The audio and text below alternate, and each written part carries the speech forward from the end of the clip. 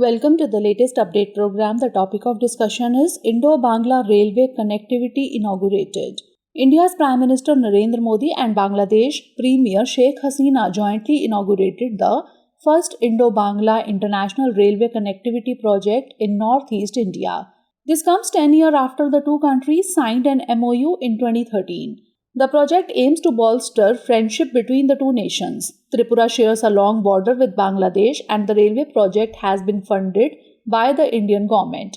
A successful trial for a goods train was conducted 48 hours prior to the inauguration. The connectivity spans from Gangasagar in Bangladesh to Nischintapur in India.